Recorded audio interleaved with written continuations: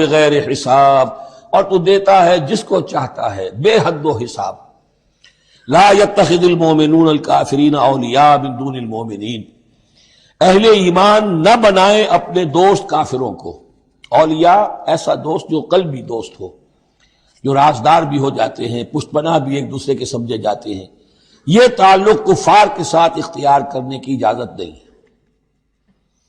ایک اچھا رویہ ہو، ظاہری مدارات ہوں، آپ ان سے اچھے کلچرڈ طریقے پر بات کریں، تہذیب کے ساتھ، یہ اور بات ہے، لیکن دلی محبت، قلبی رشتہ، جذباتی تعلق، ان کی ایک ایسے باہمی مدد کا ایک رشتہ قائم کر لینا، پشت پناہ ہونے کا رشتہ بنا لینا، اس کی اجازت نہیں ہے۔ لا يتخذ المؤمنون الکافرین اولیاء من دون المؤمنین، اہل ایمان کو چھوڑ کر ان کے ساتھ یہ رشتہ قائم کرنا اللہ کو پسند نہیں۔ ومن يفعل ذلك فليس من اللہ فی شیء، اور جو کوئی بھی یہ حرکت کرے گا پھر اس کا اللہ کے ہاں کوئی مقام نہیں ہوگا، کوئی رشتہ اللہ کا پھر اس کے ساتھ نہیں رہے گا۔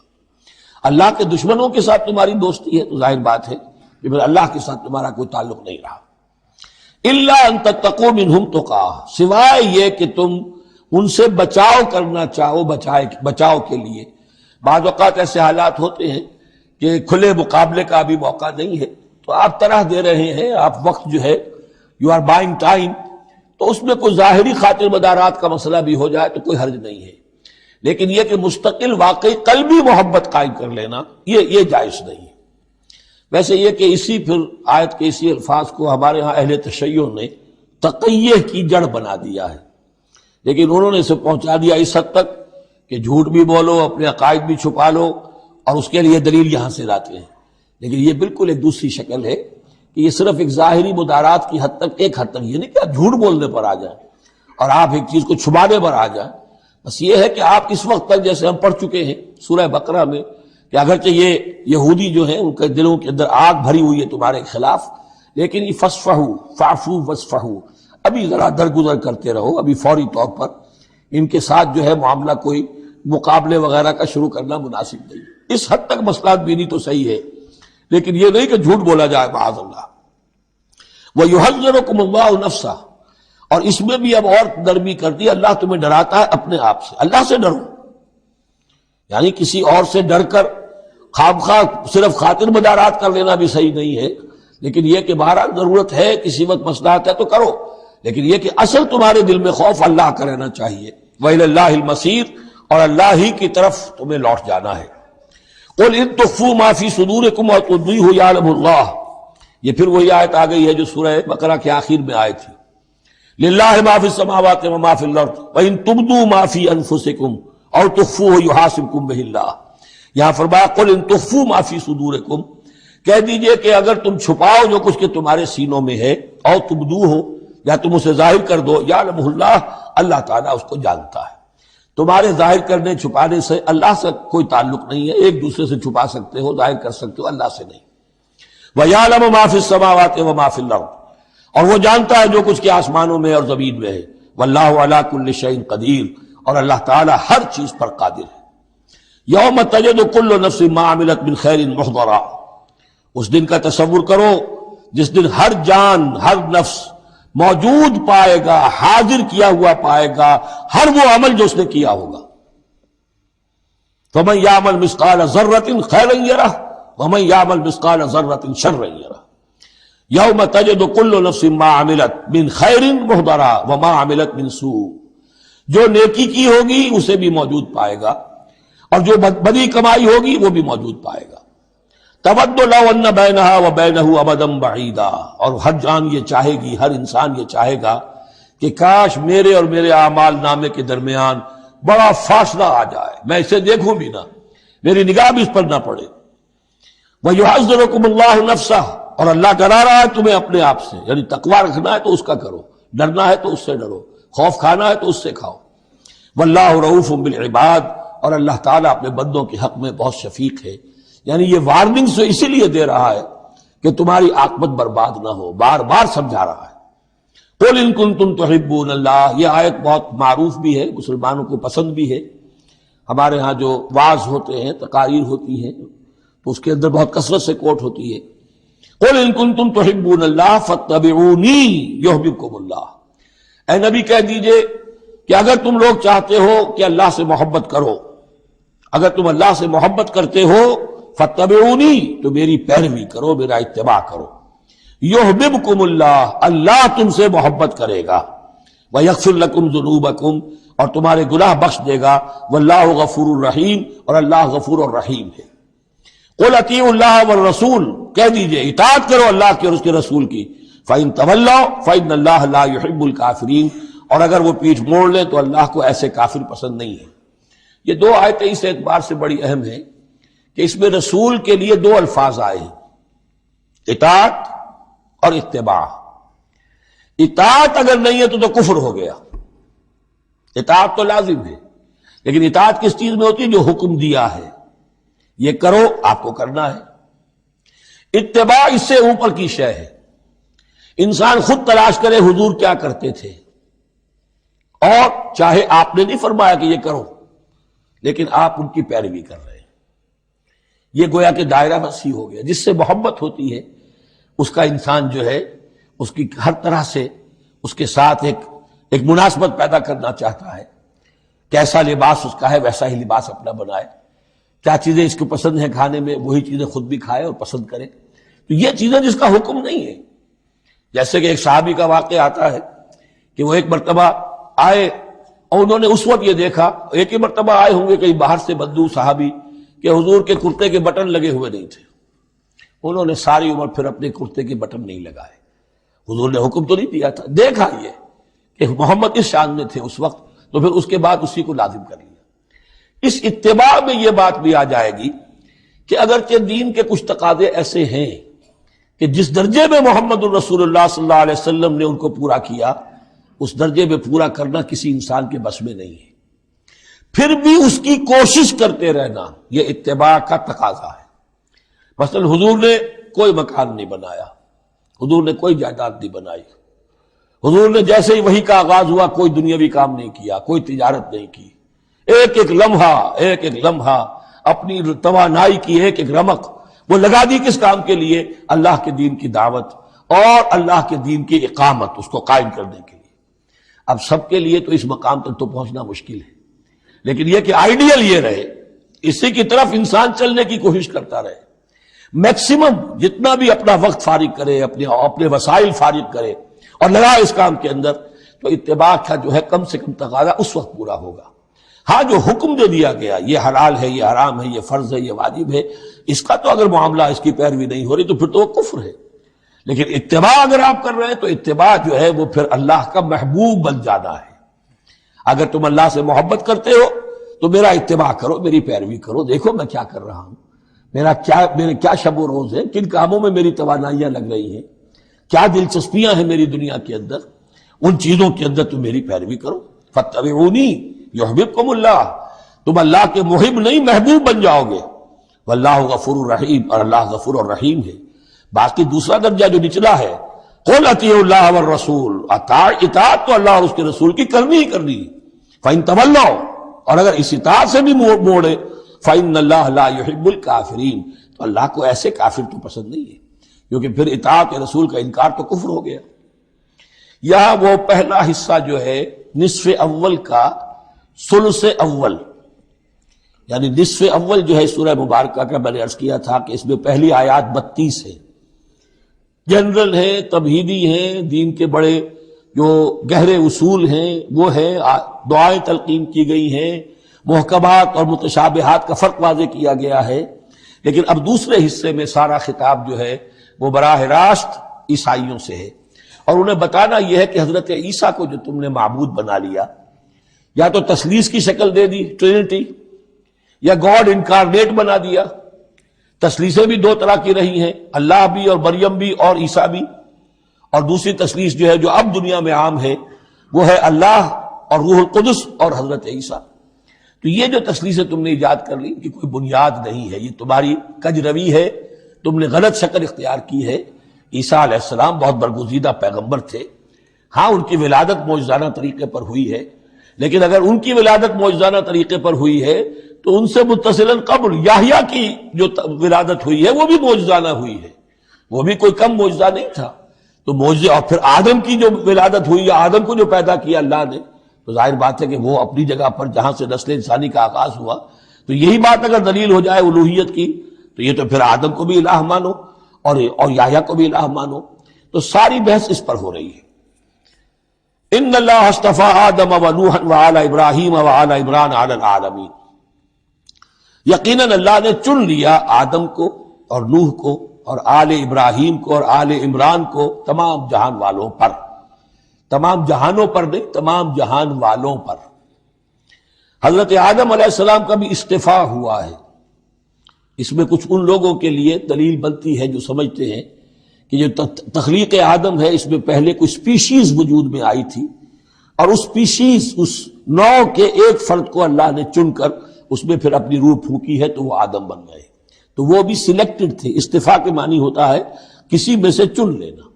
بہرحال ایک عام معنی بھی ہو جاتے ہیں، پسند کر لینے کے معنی بھی ہو سکتے ہیں.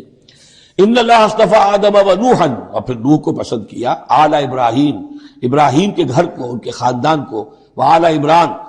عمران جو ہے بنی اسرائیل کی تاریخ میں دو عظیم شخصیتوں کے نام ہیں. ایک تو حضرت موسیٰ کے والد کا نام بھی عمران تھا، اور ایک حضرت مریم کے والد کا نام بھی عمران تھا. حضرت عیسیٰ کے نانا عمران ہوئے اور حضرت موسیٰ کے والد عمران تھے. یہاں پہ غالباً حضرت موسیٰ کے والد مراد ہیں، لیکن چونکہ آگے سارا معاملہ حضرت مریم کا آ رہا ہے تو شاید عین ممکن ہے کہ یہاں پر اشارہ ان کے نانا کی طرف ہو. ذریۃ بعضھا من بعض، اور یہ سب جو ہے ایک دوسرے کی نسل سے ہیں، ایک دوسرے کی اولاد سے ہیں. نوح حضرت آدم کی اولاد سے ہیں، ابراہیم حضرت نوح کی اولاد سے ہیں، پھر ان کے پورا خاندان بنی اسماعیل بنی اسرائیل یہ ان کی اولاد میں سے ہیں. واللہ سمیع علیم، اللہ سمیع اور علیم ہے. اس قالت امرأۃ عمران رب انی نذرت لک ما فی بطنی محررا فتقبل منی. اب یہ جو عمران کی بیوی ہیں یعنی حضرت مریم کی والدہ، یہ بہت نیک عورت تھی، بہت ہی متقی، نیک، زاہد. ان کو حمل ہوا تو انہوں نے پروردگار سے ایک منت مانی، نظر مانی. رب انی نذرت لک ما فی بطنی، جو میرے پیٹ میں جو بھی بچہ اے اللہ تو پیدا فرما رہا ہے میں تیری ہی نظر کرتی ہوں. یعنی دنیاوی کوئی ذمہ داریوں کا بوجھ اس پر نہیں ہم ڈالیں گے، اور ہیکل کی خدمت کے لیے، دین کی خدمت کے لیے، تورات کی خدمت کے لیے اس کو وقف کر دیں گے. ہم اپنا بھی کوئی بوجھ ان پر نہیں ڈالیں گے اس توقع میں کہ اللہ بیٹا عطا کرے گا. محررن کے مطلب ہے اسے آزاد کر دیں گے، تحریر آزاد کر دینا، حر سے، کہ کوئی ذمہ داری اس پر نہیں ہوگی، اسے ہم خالص کر دیں گے تیرے دین کی خدمت کے لیے اور ہیکل کی خدمت کے لیے. فتقبل منی، تو اے اللہ میری اس نظر کو تو قبول فرما لے، شرف قبول عطا فرما. انک انت السمیع العلیم، یقیناً تو سب کچھ سننے والا اور سب کچھ جاننے والا ہے. فلما وضعتها قالت رب انی وضعتها انثی، اب جب وضع حمل ہوا تو پھر اس نے کہا اے اللہ یہ تو میں ایک بیٹی جن گئی ہوں، یعنی میری تو یہاں بیٹی ہو گئی ہے. میں تو امید میں تھی کہ بیٹا آئے گا تو اس کو جو ہے میں وقف کر دوں گی. اس وقت تک ہیکل کے خادموں میں کسی خاتون کو، لڑکی کو قبول نہیں کیا جاتا تھا. واللہ عالم بما وضعت، اللہ فرما رہا ہے کہ اللہ بہتر جانتا تھا کہ کیا اس نے جنا ہے. اسے کیا پتا کیسی بیٹی جنی ہے. ولیس الذکر کالانثی، اور کہاں ہوگا کوئی بیٹا اس بیٹی جیسا. اس کے دونوں معنی کیے گئے. ایک تو ایسا کہ یہ گویا کہ قول مانا جائے حضرت مریم کی والدہ کا کہ لڑکا تو لڑکی کی طرح نہیں ہوتا، اب لڑکا ہوتا تو میں اسے خدمت کے لیے وقف کر دیتی، یہ تو لڑکی ہو گئی.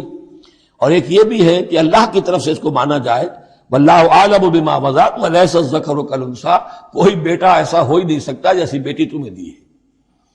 وَإِنِّي سَمَّيْتُهَا مریم، اور وہی اب ان کا کلام شروع ہوا ان کی والدہ کا مریم کی، میں نے اس کا نام مریم رکھا ہے.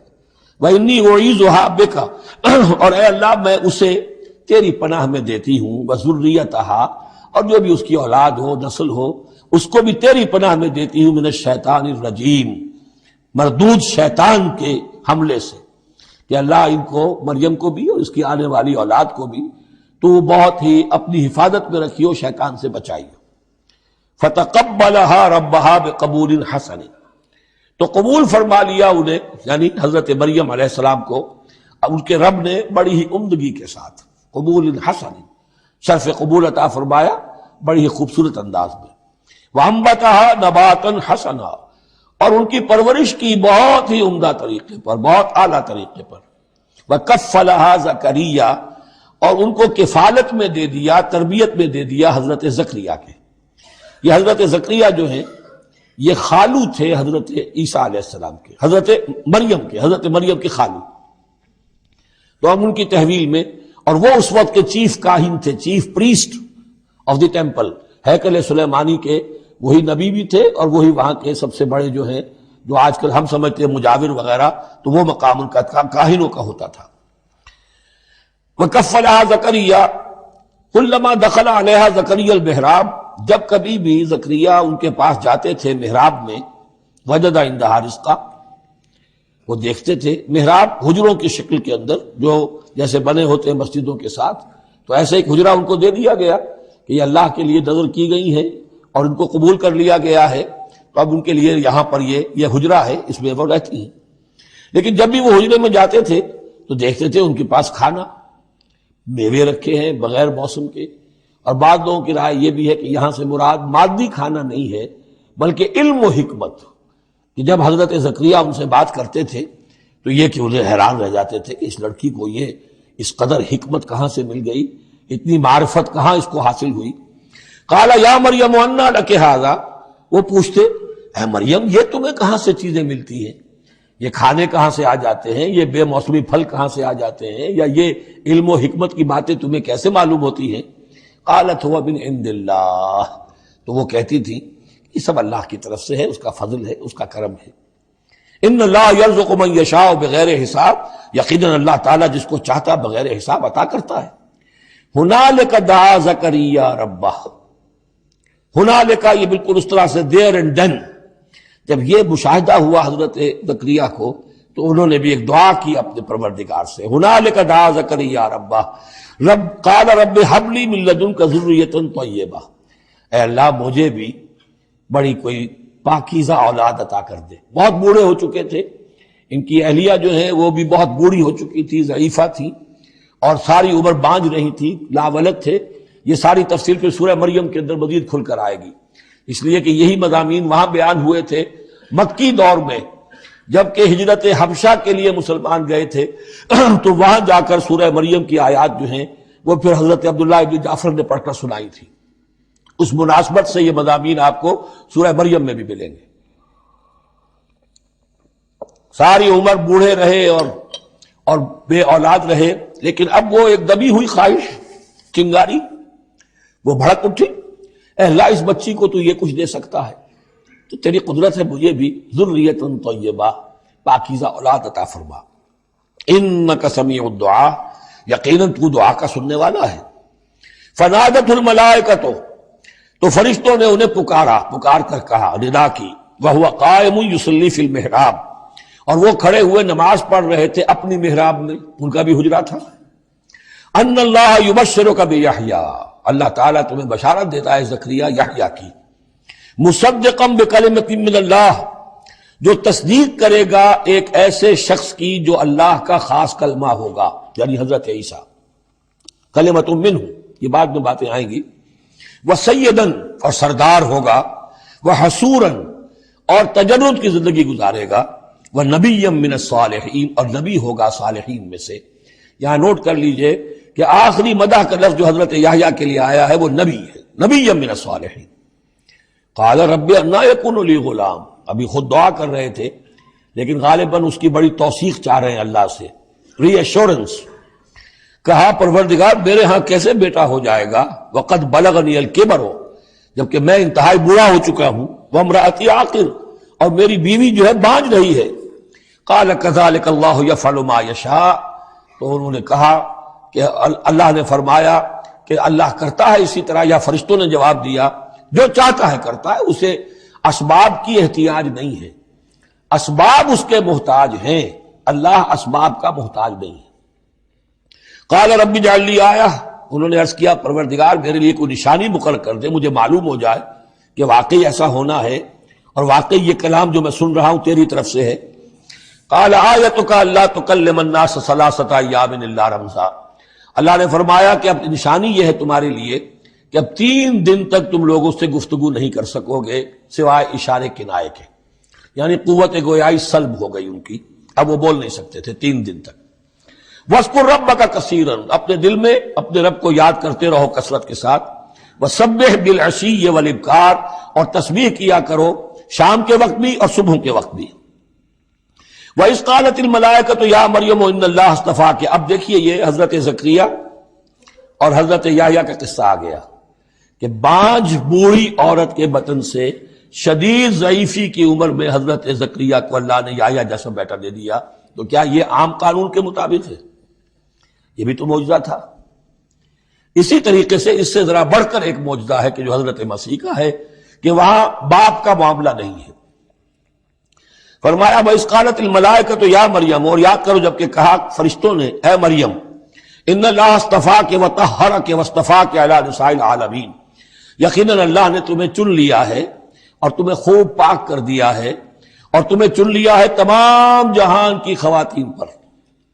یا مریم اقنتی لربک، اے مریم اب اپنے رب کی فرما برداری کرتی رہو، واسجدی، اور سجدہ کیا کرو، وارکعی مع الراکعین، اور جھکنے والوں کے ساتھ جھکتی رہا کرو، نماز باجماعت کے اندر شریک ہو جایا کرو۔ ذالک من انباء الغیب نوحی الیک، اور یہ غیب کی خبروں میں سے ہے جو اے محمد ہم آپ کو وحی کر رہے ہیں۔ وما کنت لدیہم، آپ تو ان کے پاس موجود نہیں تھے، اذ یلقون اقلامہم ایہم یکفل مریم، جبکہ وہ اپنے قلم پھینک رہے تھے یہ طے کرنے کے لیے کہ ان میں سے کون ہوگا کہ جو مریم کا کفیل ہوگا، کس کی تربیت میں زیر نگرانی، یعنی اور بھی وہاں پریسٹ تھے، کاہن اور بھی تھے، ان سب میں سے ہر ایک چاہتا تھا کہ یہ بچی جو ہے میری تحویل میں ہو، میں تربیت کروں، جسے اللہ کے نام پر جو ہے اس طرح وقف کر دیا گیا ہے۔ لیکن یہ کہ جب وہ اس طریقے سے اپنے قلم پھینک کر کچھ جیسے ہوتا ہے کوئی ذائچہ نکالنا یا کسی طرح کا معاملہ تو طے کر رہے تھے، اس میں اللہ نے حضرت زکریا کا نام نکال دیا تھا۔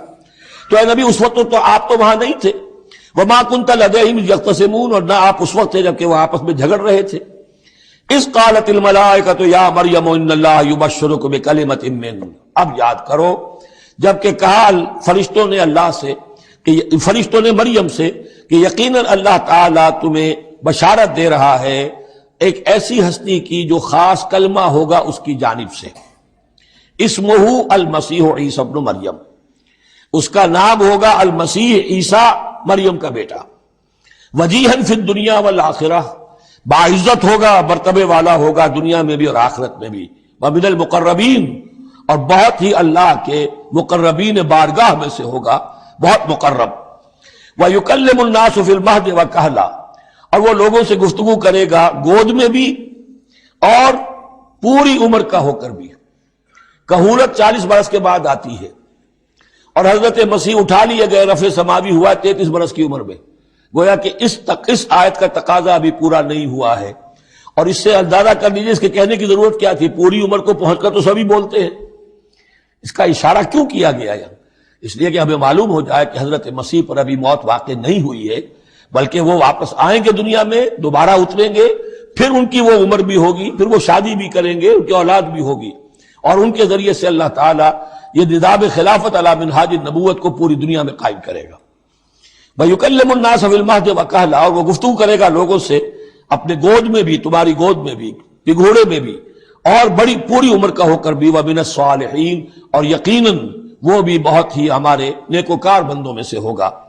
قالت رب انا یکون لی ولد، حضرت مریم سلام علیہا نے بھی وہی جو ہے بات واضح کی، اے اللہ میرے اولاد کیسے ہو جائے گی، ولم یمسسنی بشر، مجھے تو کسی مرد نے ہاتھ تک نہیں لگایا۔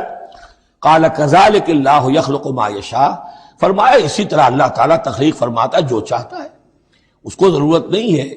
ٹھیک ہے عام ولادت انسانوں کی اسی طرح ہوتی ہے، باپ کا بھی حصہ ہے، ماں کا بھی حصہ ہے، لیکن یہ کہ اللہ تعالیٰ کے لیے کسی بھی شے کی ضرورت نہیں ہے، وہ محتاج نہیں ہے ان اسباب اور وسائل و ذرائع کا، اور جو چاہے کرتا ہے۔ قال کذالک اللہ یخلق ما یشاء اذا قضى امرا فانما يقول له كن فيكون، وہ تو جب کسی شے کا فیصلہ کر لیتا ہے تو بس وہ کہتا ہے ہو جا اور وہ ہو جاتی ہے۔ وَيُعَلِّمُهُ الْكِتَابَ وَالْحِكْمَةَ، اور وہ اللہ تعالیٰ اسے سکھائے گا کتاب بھی اور حکمت بھی، والتورات والانجیل، اور تورات بھی اور انجیل بھی، ورسولا الی بنی اسرائیل، اور وہ رسول بن کر آئیں گے اسرائیل کی طرف۔ اب یہ جو دو کنٹمپریریز ہیں ان کو نوٹ کر لیجئے کہ حضرت یحییٰ کے بارے میں نبیم من الصالحین پر آ کر بات ختم ہو گئی، اور حضرت عیسیٰ کے بارے میں رسولاً الی بنی اسرائیل، بنی اسرائیل کی طرف رسول ہو کر آئیں گے۔ حضرت یحییٰ صرف نبی تھے، اسی لیے وہ قتل بھی کر دیے گئے۔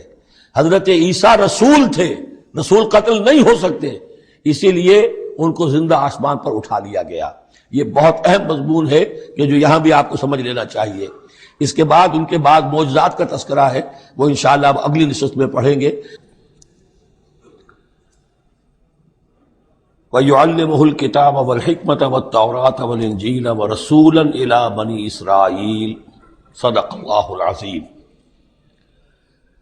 اس آیہ مبارکہ کے بارے میں ایک نقطہ تو میں بیان کر چکا ہوں کہ تقابل جو ہے ذہن میں رکھنا چاہیے کہ حضرت یحییٰ علیہ السلام کے بارے میں ان کے لیے جو بھی توصیفی کلمات اللہ تعالیٰ نے ارشاد فرمائے ان میں آخری ہے نبیم من الصالحین، اور حضرت عیسیٰ علیہ السلام کے لیے یہاں پر جو الفاظ آئے ہیں رسولاً الی بنی اسرائیل، اس کو نوٹ کر لیجئے، پھر آئندہ چل کر اس کے اور بھی حوالے آئیں گے۔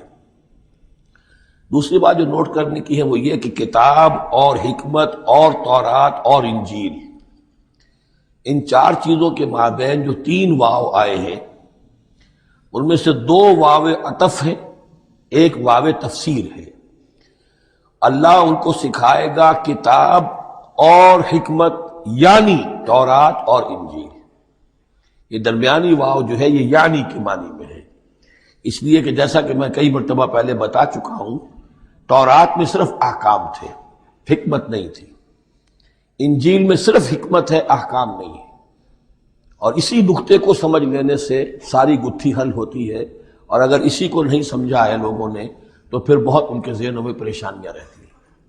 تو اس مقام کو نوٹ کیجئے، وَيُعَلِّمُهُ الْكِتَابَ وَالْحِكْمَةَ، اللہ اسے سکھائے گا کتاب بھی اور حکمت بھی، وَالتَّوْرَاةَ وَالْإِنْجِيلَ، یعنی تورات بھی اور انجیل بھی، وَرَسُولًا إِلَىٰ بَنِي إِسْرَائِيلَ انی قد جئتکم بآیۃ من ربکم۔ ابھی تک گفتگو ہو رہی تھی کہ حضرت مریم سلام علیہا کو یہ ساری خوشخبریاں اللہ تعالیٰ کی طرف سے دی گئی۔ اب یوں سمجھئے، to cut a long story short, درمیان کا وقفہ، ان کی ولادت ہوئی، وہ پلے بڑھے، وہ ساری تاریخ بیچ میں سے حذف کر کے نقشہ کھینچا جا رہا ہے اب کہ حضرت مسیح علیہ السلام نے اب اپنی دعوت کا آغاز کر دیا ہے۔ انی قد جئتکم بآیۃ من ربکم، میں تمہارے پاس آیا ہوں تمہارے رب کی طرف سے نشانی لے کر۔ انی اخلق لکم من الطین کہیئۃ الطیر، کہ میں تمہارے سامنے یا تمہارے لیے بناتا ہوں گارے سے ایک پرندے کی شکل، فانفخ فیہ، پھر میں اس میں پھونک مارتا ہوں، فیکون طیرا باذن اللہ، تو وہ بن جاتا ہے اڑتا ہوا پرندہ اللہ کے حکم سے۔ یہاں آپ نوٹ کرتے جائیے گا، ہر معجزے کے بعد باذن اللہ باذن اللہ باذن اللہ، یعنی یہ میرا کوئی دعویٰ نہیں ہے، میرا کوئی کمال نہیں ہے، یہ جو کچھ ہے وہ اللہ کے حکم سے ہے۔ وَأُبْرِئُ الْأَكْمَحَ وَالْأَبْرَصَ وَأُحْيِي الْمَوْتَىٰ بِإِذْنِ اللَّهِ، اور میں شفا دے دیتا ہوں مادرزاد اندھے کو بھی اور کوڑھی کو بھی، اور میں مردہ کو زندہ کر دیتا ہوں بِإِذْنِ اللَّهِ، اللہ کے حکم سے۔ وَأُنَبِّئُكُم بِمَا تَأْكُلُونَ وَمَا تَدَّخِرُونَ فِي بُيُوتِكُمْ، اور میں تمہیں یہ بھی بتا سکتا ہوں کہ تم کیا کھاتے ہو اور کیا چیزیں تم نے اپنے گھروں میں ذخیرہ کر رکھی ہیں۔ ان فی ذلک لآیۃ لکم، اس میں تمام چیزوں میں تمہارے لیے نشانی ہے، ان کنتم مومنین، اگر تم ایمان والے ہو یا ایمان لانا چاہو، یعنی یہ کہ اپنی رسالت کے صداقت اور حقانیت کے دلیل کے طور پر یہ معجزات پیش فرمائے۔ وَمُصَدِّقًا لِمَا بَيْنَ يَدَيَّ مِنَ التَّوْرَاةِ، اور میں تصدیق کرتے ہوئے آیا ہوں اس کی کہ جو میرے سامنے موجود ہے تورات میں سے۔ وَلِأُحِلَّ لَكُمْ بَعْضَ الَّذِي حُرِّمَ عَلَيْكُمْ، اور تاکہ میں کچھ حلال قرار دوں تم پر وہ چیزیں جو تم پر حرام کر دی گئی ہیں۔ یہ اصل میں اشارہ ہے سبت کے حکم کے بارے میں، کہ جیسے ہمارے ہاں بھی بعض جو مذہبی مزاج کے لوگ ہوتے ہیں ان میں پھر بڑی سختی پیدا ہو جاتی ہے، غلو کرتے چلے جاتے ہیں دین کے احکام میں۔ تو سبت کے حکم میں یہودیوں نے اس حد تک غلو کر لیا تھا کہ کسی مریض کو دعا کرنا اس کے لیے کہ اللہ اس کو شفا دے دے، یہ بھی نہیں کرنا، کچھ نہیں کرنا، کوئی کام، گویا کہ یہ بھی دنیا کا کام ہے۔ لہذا اس کی ایک انتہا تک وہ پہنچ گئے تھے جن کو آ کے حضرت مسیح علیہ السلام نے پھر اس کی وضاحت کی کہ یہ چیز کے اس کی تقاضوں میں شامل نہیں ہے۔ وَجِئْتُكُمْ بِآیَةٍ مِّن رَبِّكُمْ، اور میں تمہارے پاس لے کر آیا ہوں نشانی تمہارے رب کی طرف سے، فَاتَّقُوا اللَّهَ وَأَطِیعُونِ، پس اللہ کا تقوی اختیار کرو اور میری اطاعت کرو۔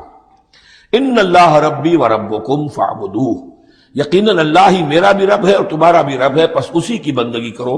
ھذا صراط مستقیم، یہی سیدھا راستہ ہے۔ آپ کو یہی الفاظ ملیں گے سورہ مریم میں انشاءاللہ۔ فلما احس عیسیٰ منہم الکفر، اب پھر دیکھیے وہی درمیانی وقفوں کو چھوڑتے ہوئے یہ دعوت میں کتنا عرصہ لگا، کئی سال کے بعد اب مخالفت ہوئی، اور مخالفت ہوئی ان کے علماء کی طرف سے۔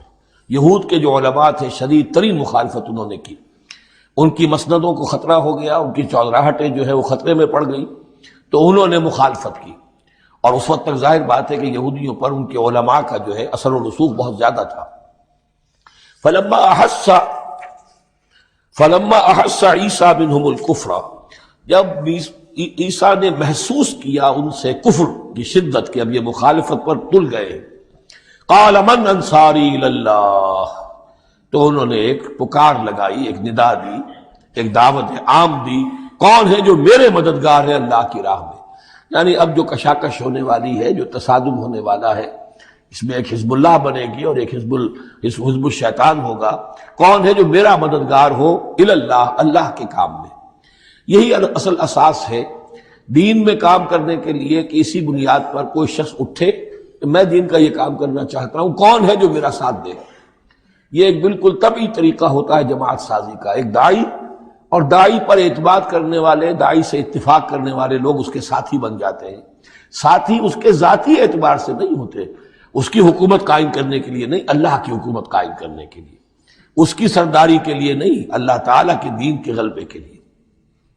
قال الحواریون نحن انصار اللہ، کہا حواریین نے کہ ہم ہیں اللہ کے مددگار۔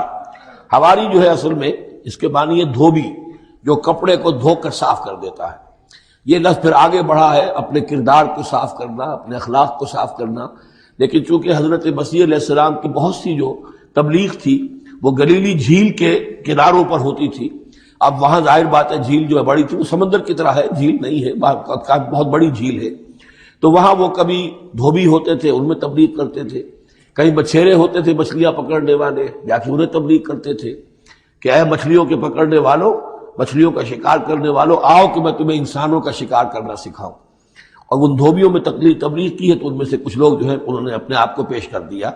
قال الحواریون نحن انصار اللہ آمنا باللہ، ہم ایمان لائے اللہ پر، واشہد بأننا مسلمون، تو آپ بھی اب گواہ رہیے گا کہ ہم اللہ کے فرمانبردار ہیں۔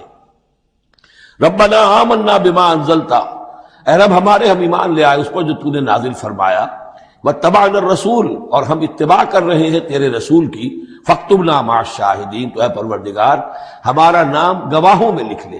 یہ گواہ یہی ہے کہ جو لفظ اختیار کیا گیا ہے اب عیسائیوں کے خاص فرقے کی طرف سے، یہواز وٹنسز، یہوا کا لفظ جو ہے وہ عبرانی میں خدا کے لیے، خدا کے گواہ، یعنی وہی بات کہ جو قرآن مجید میں آئی ہے، وَكَذَلِكَ جَعَلْنَاكُمْ أُمَّةً وَسَطًا لِتَكُونُوا شُهَدَاءَ عَلَى النَّاسِ وَيَكُونَ الرَّسُولُ عَلَيْكُمْ شَهِيدًا، تو اللہ ہمیں اپنے گواہوں میں ہمارا نام لکھ لے، یہواز وٹنسز۔ فَاكْتُبْنَا مَعَ الشَّاهِدِينَ، مراد یہ نہیں ہے کہ یہ یہواز وٹنسز وہ لوگ ہیں، میں نے صرف وہ لفظ کی مناسبت کہ انہوں نے یہ لفظ کیوں اختیار کیا ہے، تو یہ لفظ قدیم ہے، اسلامی حکمت اور اسلام کی مصطلحات جو ہیں ان میں اس کی ایک حیثیت ہے۔ وَمَكَرُوا وَمَكَرَ اللَّهُ، اب انہوں نے بھی چالیں چلی اور اللہ نے بھی چال چلی۔ وہ جو ان کے فریسی بیٹھے ہوئے تھے، علماء بیٹھے ہوئے تھے، وہ چالیں چل رہے تھے کسی طرح اس کو پکڑوائیں، کسی طرح، اس لیے کہ وہاں جو حکومت تھی وہ یہودیوں کی نہیں تھی۔ اگرچہ یہودی ایک بادشاہ تھا، پپٹ کنگ، جیسے کنگ فاروق ہوتے تھے مصر کے اندر، اصل حکومت انگریزوں کی تھی، لیکن کنگ فاروق بیٹھے ہوئے ہیں۔ اسی طرح کا وہ پپٹ کنگ تھا کہ جو یہودیوں میں سے تھا، اصل حکومت تھی رومیوں کی، اور رومی گورنر پائلیٹس پونٹس وہ وہاں پر موجود تھا۔ اور اس طرح کی کوئی کیپٹل پنشمنٹ جو ہے وہ یہودی خود نہیں دے سکتے تھے جب تک کہ وہ جو اصل گورنر ہے اس کی طرف سے اس کا حکم صادر نہ کیا جائے، لیکن ان کی مذہبی عدالتیں تھیں، اس میں بیٹھ کر یہ ان کے مفتی، ان کے فریسی، ان کے علماء بیٹھ کے فیصلے کرتے تھے، اور اگر وہ فیصلہ دے دیتے تھے تو ان فیصلوں کی ایگزیکیوشن جو ہے وہ پھر رومن گورنمنٹ کے تھرو، اور وہ ہوتی تھی اس کی جو تنفیذ جو ہے وہ پائلیٹس پونٹس کے ذریعے سے، لہذا ان کے ہاتھ بندھے ہوئے تھے۔ اب کسی طریقے سے پھنسوائیں اس کو، سوال الٹے سیدھے کرنے، ایسے سوال کرنے کہ وہ جواب دیں تو اس میں بغاوت کی بو آ جائے تو کہیں دیکھو یہ رومیو یہ تمہارا باغی ہے، اس طرح کی وہ چالیں چل رہے تھے۔ وَمَكَرُوا وَمَكَرَ اللَّهُ، اللہ کی اپنی چال تھی۔ اب اللہ کی چال کیا تھی؟ اب اس کی تفصیل قرآن میں نہیں ہے، یعنی یہ کہ ان کے حواریین میں سے ہی ایک نے دھوکہ دیا اور حضرت مسیح علیہ السلام کو گرفتار کروایا۔ اب اس کے بعد اللہ تعالیٰ نے جو کچھ انجیل برنباس میں ہے، قرآن میں نہیں ہے، حدیث میں نہیں ہے، ہمارے اولین جو مفسرین ہیں ان کے ہاں بھی نہیں ہے، لیکن یہ انجیل برنباس، ایونجیلیم برنابے، جو پوپ کی لائبریری سے برآمد ہوئی ہے، اس کے اندر یہ تفصیل ہے کہ جس حواری نے آپ کو غداری کر کے پکڑوایا تھا، گرفتار کروایا تھا، اس کی شکل حضرت مسیح کی بدل دی اللہ نے، اور وہ پکڑا گیا، سولی وہ چڑھا ہے، اور حضرت مسیح پر وہ ہاتھ ڈال ہی نہیں سکے، بلکہ جس باغ میں آپ وہ پوش تھے، جیسے ایک کوٹھڑی سی بنی ہوئی تھی جس میں وہ آلات وغیرہ رکھ دیتے ہیں، اس باغ میں وہ 2 پوش تھے اور اس کوٹھڑی میں عبادت کر رہے تھے، باقی جو ان کے حواری ہیں 12 وہ باہر تھے۔ اس وقت وہ سٹک گیا، ایک شخص وہاں سے چپکے سے گیا کہ اب میں پکڑواؤں گا، اور جا کر جو ہے وہ سپاہیوں کو لے آیا، رات کے وقت نیلے لے کر آئے، اس نے کہا میں اندر جاؤں گا جسے میں کہوں اے ہمارے استاد بس پکڑ لینا وہی مسیح ہے، اس لیے کہ رومیوں کو کیا پتا تھا وہ مسیح کون ہے، وہ تو یہودی ہے، لہذا جیسے ہمارے ہاں پولیس والوں کو کیا پتا ہے وہ آئے ہیں، آئیڈینٹیفائی کون کرے گا، تو اس نے کہا کہ میں کہوں گا اے میرے آقا میرے استاد بس پکڑ لینا۔ اب یہ جب اندر داخل ہوا تو جیسے ہی کمرے میں داخل ہوا، اس کوٹھڑی میں اس کی چھت پھٹی، 4 فرشتے نازل ہوئے، حضرت مسیح کو لے کر وہ چلے گئے، اور اس شخص کی شکل جو ہے وہ بدل دی گئی حضرت مسیح والی۔ اب یہ گھبرا کر باہر نکلا تو دوسرے حواریین جو تھے انہوں نے کہا اے ہمارے استاد، اور ادھر سے وہ سپاہی جو ہیں داخل ہو گئے، انہوں نے اسی کو قابو کیا، سولی وہ چڑھایا اصل میں حضرت مسیح نہیں۔ لیکن یہ ساری تفاصیل جو ہیں یہ قرآن میں بھی نہیں ہے، حدیث میں بھی نہیں ہے۔ جب حدیث میں نہیں ہے، قرآن میں نہیں ہے، تو ہمارے مفسرین کے پاس بھی نہیں ہو سکتی تھی، لیکن یہ کہ یہ شہادت جو ہے یہ در حقیقت انہی کے گھر سے ہمیں ملی ہے، اور یہ پوری طریقے سے فٹ ان کرتی ہے، پوری طریقے سے قرآن کا جو بیان ہے اس میں یہ پوری طرح فٹ ہوتی ہے۔ وَمَكَرُوا وَمَكَرَ اللَّهُ، انہوں نے اپنی سی چالیں چلی، اللہ نے اپنی چال چلی، وَاللَّهُ خَيْرُ الْمَاكِرِينَ، اور اللہ تعالیٰ جو ہے وہ بہترین چال چلنے والا ہے۔ اِذْ قَالَ اللَّهُ يَا عِيسَىٰ إِنِّي مُتَوَفِّيكَ وَرَافِعُكَ إِلَيَّ، یاد کرو جب کہ اللہ نے عیسیٰ سے کہا عیسیٰ میں تمہیں اب لے جانے والا ہوں، یہ لفظ ہے کہ جس کو قادیانیوں نے اصل میں بہت بڑی بنیاد بنایا ہے اپنے غلط عقیدے کی، کہ وفات مسیح ہو چکی ہے۔ اس لفظ کو اچھی طرح سمجھ لیجئے، وفا کے معنی ہے پورا کرنا، وعدہ وفا کرو، وفا۔ اب اس سے جب کہا جائے کسی کو پورا دینا تو باب تفعیل میں آئے گا وفا یوفی توفیتن، وہ ہم پڑھ چکے ہیں، ووفیت کل نفس فکیف اذا جاء، جب وہ دن آئے گا ووفیت کل نفس ما عملت، جو کچھ انہوں نے کیا ہوگا پورا پورا ان کو دے دیا جائے گا۔ یہ دیکھ لیجئے آیت نمبر 25، فَكَيْفَ إِذَا جَمَعْنَاهُمْ لِيَوْمٍ لَا رَيْبَ فِيهِ وَوُفِّيَتْ كُلُّ نَفْسٍ مَا كَسَبَتْ وَهُمْ لَا يُظْلَمُونَ، ہر ایک کو بھرپور پورا بدلہ اس کے اعمال کا دے دیا جائے گا۔ یہ ہے کسی کو پورا دینا، کسی سے پورا لے لینا، یہ باب تفاعل ہوگا، توفا یا توفا، کسی کو پورا لے لینا، تو پورا لے لیتا ہے اللہ تعالیٰ نے۔ یہ لفظ جو ہے پورا بتمام و کمال، یہ گویا کہ منطبق ہوتا ہے حضرت مسیح پر، کہ حضرت مسیح کو ان کے جسم اور جان سمیت اللہ لے گیا۔ ہم جب کہتے وفات پا گیا تو یہ ہے استعارتن، جسم یہی رہ گیا صرف جان گئی ہے، اور یہی لفظ قرآن میں آتا ہے نیند کے لیے بھی، اللہ یتوفی الانفس حین موتها، اس لیے کہ نیند میں بھی یہ ہوتا ہے کہ خود شعوری نکل جاتی ہے انسان میں سے، اگرچہ زندہ ہے، اب اس کو اگر کوئی چیونٹی کاٹ رہی ہے تو جاگ جائے گا، لیکن ویسے اس کی خود شعوری ختم ہو چکی ہے، اور روح کا تعلق ہے خود شعوری کے ساتھ، تو نیند میں بھی اللہ تعالیٰ روح کو قبض کر لیتا ہے، اس کے لیے بھی توفی کا لفظ ہے۔ پھر جب انسان مرتا ہے تو روح اور جان دونوں چلی گئیں اور صرف جسم رہ گیا، یہ بھی توفی ہے۔ اور سب سے زیادہ مکمل توفی کیا ہے کہ اللہ تعالیٰ حضرت مسیح کو ان کے جسم، جان اور روح تینوں سمیت سموچے حضرت مسیح کو زندہ جو کر لے گیا، یہ ہے عقیدہ جو مسلمانوں کا ہے، اور جہاں تک لفظ کا تعلق ہے اس میں قطعاً کوئی بات جو ہے اس میں ایسی نہیں ہے کہ جس سے کوئی شخص دلیل پکڑ سکے، سوائے اس کے کہ ان لوگوں کو بہکانا آسان ہے جنہیں عربی زبان کی گرامر سے واقفیت نہیں، وہ ایک ہی وفات جانتے ہیں۔ وفات 3 ہو گئی ہیں اضرو قرآن جو میں نے آپ کو سمجھائی ہے۔ وَإِذْ قَالَ اللَّهُ يَا عِيسَىٰ إِنِّي مُتَوَفِّيكَ، میں تمہیں لے جاؤں گا، وَرَافِعُكَ إِلَيَّ، اور تمہیں اپنی طرف اٹھا لوں گا، وَمُطَهِّرُكَ مِنَ الَّذِينَ كَفَرُوا، اور تمہیں پاک کر دوں گا ان لوگوں سے جنہوں نے تمہارے ساتھ کفر کیا ہے، وَجَاعِلُ الَّذِينَ اتَّبَعُوكَ فَوْقَ الَّذِينَ كَفَرُوا إِلَىٰ يَوْمِ الْقِيَامَةِ، اور جو لوگ بھی تیری پیروی کریں گے انہیں اب ہمیشہ ہمیش کے لیے قیامت تک ان کے اوپر رکھوں گا کہ جنہوں نے کفر کیا ہے تیرے ساتھ، جو تیرا انکار کر رہے ہیں یہودی، اس کے بعد سے جو پسے ہیں آج تک پس رہے ہیں۔ حضرت مسیح سن 30 میں اٹھا لیے گئے یا 33 میں، اور اس کے بعد سے آپ کو معلوم ہے کہ مسلسل سن 70 عیسوی میں ہیکل سلیمانی ختم ہوا، 1,20,000 یا 1,33,000 یہودی ایک دن میں ٹائٹس نے قتل کیے یروشلم میں، حضرت مسیح کے رفع سماوی کے 40 برس بعد۔ ان کا ہیکل سلیمانی بھی وہ جو ہے وہ ختم کر دیا گیا، اب اس کی ایک دیوار ہے، میں بتا چکا ہوں 1927-28 برس ہو گئے ہیں کہ ان کا کعبہ گرا پڑا ہے۔ 1917 سے پہلے تک، بلکہ یوں سمجھیے پہلے 500 برس تک تو ان کا داخلہ بھی ممنوع تھا۔ یہ تو حضرت عمر کے ہاتھوں جب فتح ہوا ہے، یہ ڈائسپورا کا ان کا پیریڈ کہلاتا ہے، ایک پیریڈ ان کا کیپٹیوٹی کا تھا، جبکہ وہ نبوکدنضر لے گیا تھا انہیں اور بیبیلونیا میں قید میں رکھا ہے، وہ ہے ان کا پیریڈ آف کیپٹیوٹی۔ اس کے بعد واپس آئے حضرت عزیر کے زمانے میں، دوبارہ دوسرا ٹیمپل بنایا، اس کے بعد یہ ٹیمپل سن 70 عیسوی میں ختم ہوا، اور ڈائسپورا کہلاتا ہے کہ منتشر ہو جانا، انہیں وہاں سے نکال دیا گیا تھا کہ تم دفع ہو جاؤ یہاں سے، فلسطین میں تم نہیں رہ سکتے۔